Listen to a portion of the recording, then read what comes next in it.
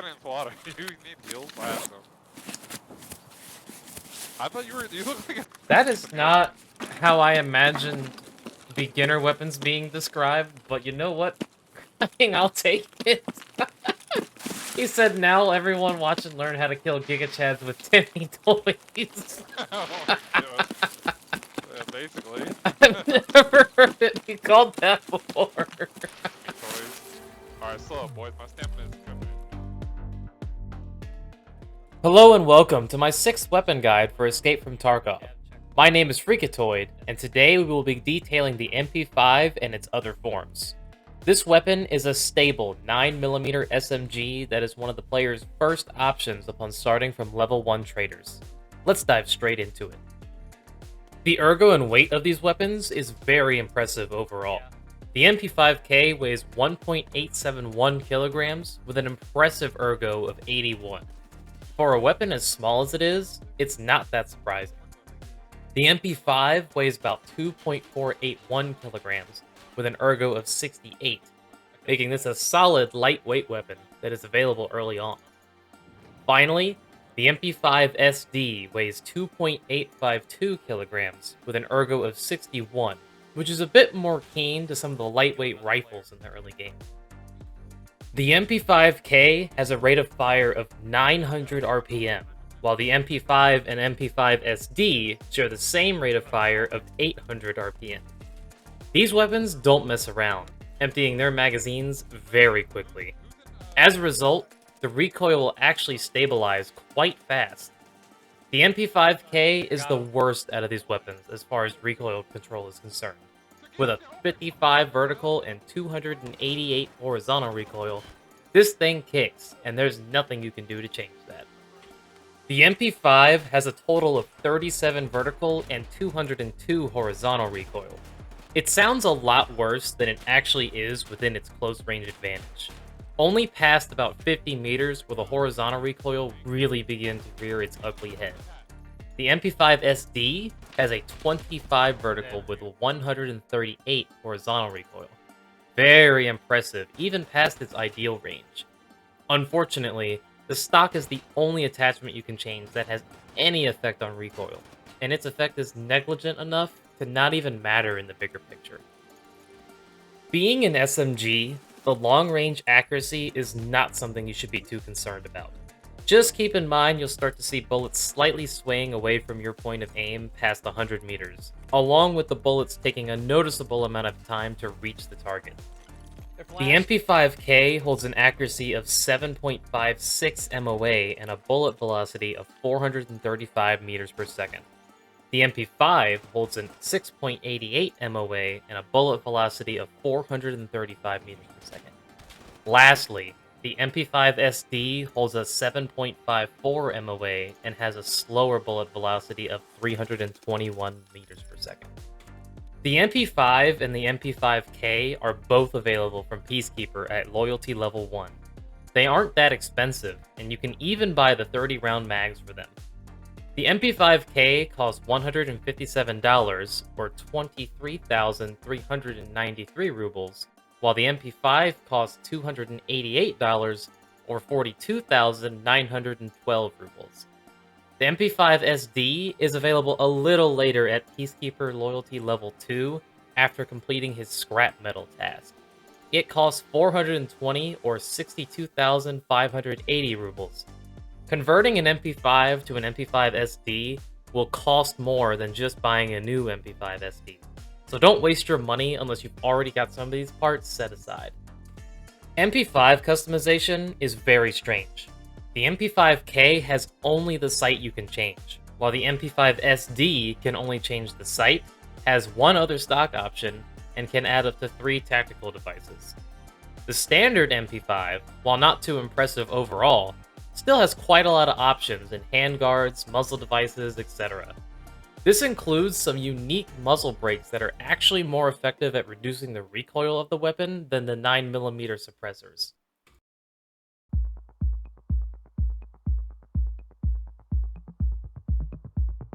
The 9mm round has some decent variety to it, but don't expect it to be a one-shot machine through high levels of armor. The best you can get as far as armor piercing is concerned is PDP and AP 6.3 rounds. AP 6.3 has a flesh damage of 52 with a penetration power of 30. PDP, on the other hand, deals the same 52 flesh damage with a penetration power of 39. When going up against just about anything, it's a good idea to go ahead and fire a large burst of bullets.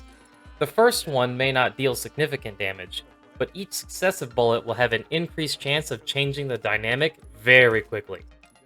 Both of these rounds are craftable from the workbench, so you should be able to get your hands on these rounds somewhat often. On the other side of the spectrum, we have the high damage rounds. These include RIP, Quakemaker, and Luger CCI. RIP ammo is absolutely terrifying, boasting a damage of 102 with a fragmentation chance of 100%. This means that even when the extra damage of destroying a limb is spread to the other body parts, it will always keep its damage extremely high. Quakemaker rounds deal 85 damage and are subsonic. This means you can keep yourself even more concealed if stealth is your concern. Luger CCI is the last major flesh damage round, dealing 70 damage per bullet. All of these rounds suffer from practically having no armor penetration ability, so it's best to aim for the limbs. PST, FMJ, Green Tracer, and PSO rounds fill the gap. Normally being extremely cheap ammo you can afford to bring in bulk as extra packing ammo that won't set you back as many rubles as the earlier mentioned options. What's the best round for the early game? FMJ or M88-2 rounds and PST rounds will be your best and most available options here. They work just about the same, with PST rounds performing unnoticeably better in most situations. This playstyle is considered pretty acceptable in the early stages of the wipe.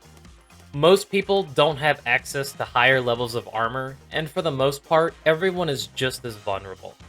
Being able to hit multiple rounds on target, even with not so great ammo, will either land you a cheeky head eyes or put enough blunt damage on armor to kill them anyways. The MP5 is a solid low recoil option for the early wipe if you are just too speedy to have to deal with the slow rate of fire of bolt action rifles or the steady timing required by the heavy assault carbine's recoil. Your price to pay here is that you will chew through bullets. Once the mid to late stages of a wipe are in motion, you'll find yourself struggling a little more if you don't also upgrade your armor penetration. A ton of on-target FMJ rounds can still take down a decently armored target with enough persistence. More than likely, the most infamous playstyle of any SMG in the game is leg meta. This playstyle uses high flesh damage like RIP and Quakemaker rounds for the 9mm cartridge to target only body parts that cannot be armored. While seemingly a strange way to kill your target to the untrained eye, it's actually the most consistent way to kill PMCs regardless of the high tier armor that they have. If you manage to acquire RIP ammo, it will take 6 shots to the leg at a pretty significant range to kill the PMC. The first shot will always destroy the targeted leg on the first shot, making any non-pain medicated target stop in its tracks, making it even easier to continue the barrage. These rounds do not overpenetrate under any circumstance, so you must do this one target at a time. Earlier, I mentioned that the MP5 SD has a slower bullet velocity than the other versions. This grants the weapon a potential to fire its rounds at subsonic speeds. In real life, this means that the weapon will inherently be a little more quiet due to the round not exceeding the speed of sound.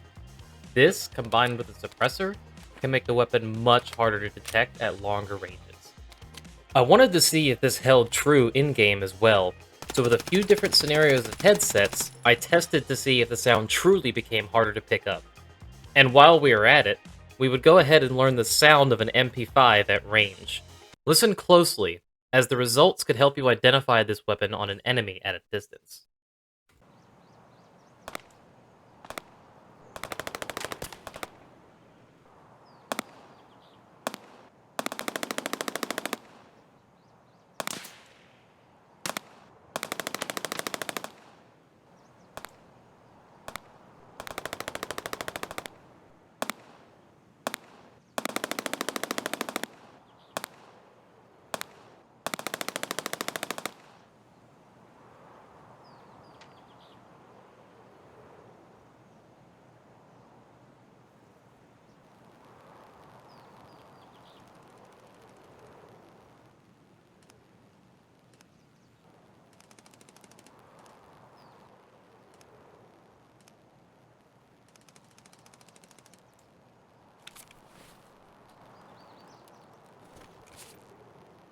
Did you notice the slow bullet velocity of these weapons in the accuracy section?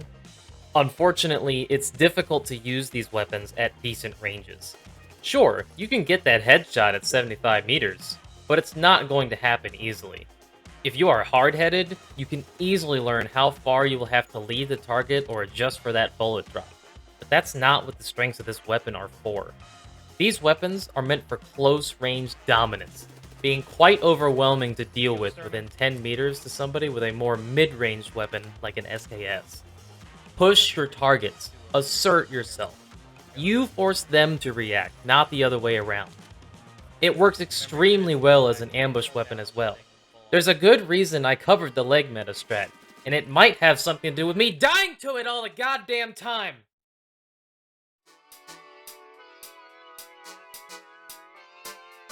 When it comes to the early game, most players gravitate towards some of the more long-range capable weapons. It's unfortunate that it has to compete with the UMP in the early game, which is considered a better alternative due to its manageable recoil. This doesn't mean that the MP5 is considered a bad weapon though, so I was curious to see what some other players thought about the MP5's potential. Here is what some of them had to say.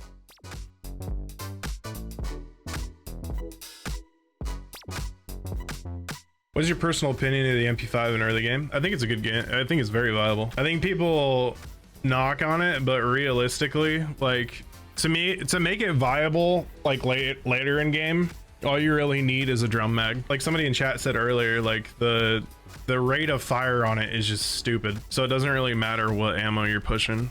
So personally, I think the MP5 is one of the best guns you can run in the early game, just because you don't need anything for it. Like, you can literally just run it as is. So it's literally one of the easiest guns to run, and the abundance of ammo, because PST is so good early game, it's a great gun early game. Personal opinion of the MP5 early wipe, it's the best gun early wipe.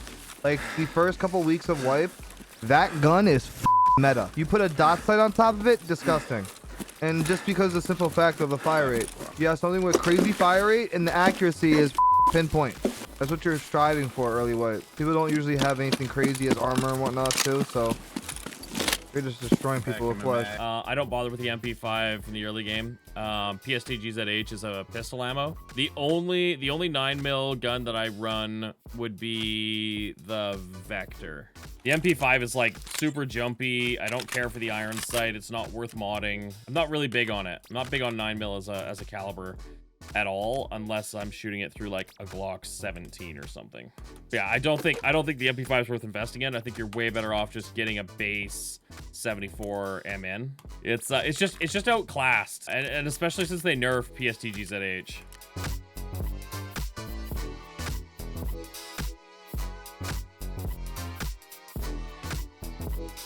I think the only thing keeping it away from that is the ammo type. Any gun in this game can be viable at any point. If it's later in wipe, I mean, I've seen people do it 1000%. I think it could be viable for sure. Do I think it is currently in its current state? No. Do I think it has the capability? Absolutely. Only if they make changes to the availability of either being able to craft PvP ammo, being able to trade for it later after you unlock it through a quest, or change the damage for AP63, then I absolutely think it can be a competitive weapon. I just think it gets outclassed by damage ratios of other bullets, unfortunately, later in the wipe because of the availability of the ammo. MP5 used to be one of the best weapons in the game.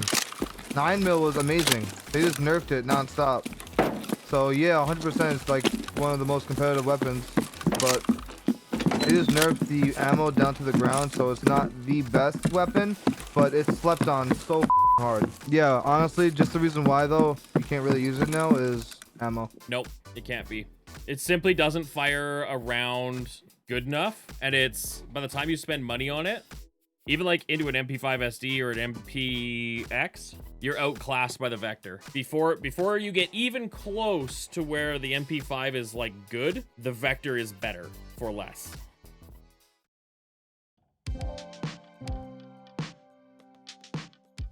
The MP5 is a solid weapon, having no real downsides apart from the SMG category's overall weaknesses. Now let's take a closer look at each of its forms. The MP5K is first on the list, being a budget option with a very high fire rate. Its recoil, while decently high, will only be a major hindrance at mid to long ranges. The shorter barrel also causes a larger MOA, which will make longer ranged fights even less ideal. It's an all-in-one package that's a pretty great piece for an agile and lightweight kick.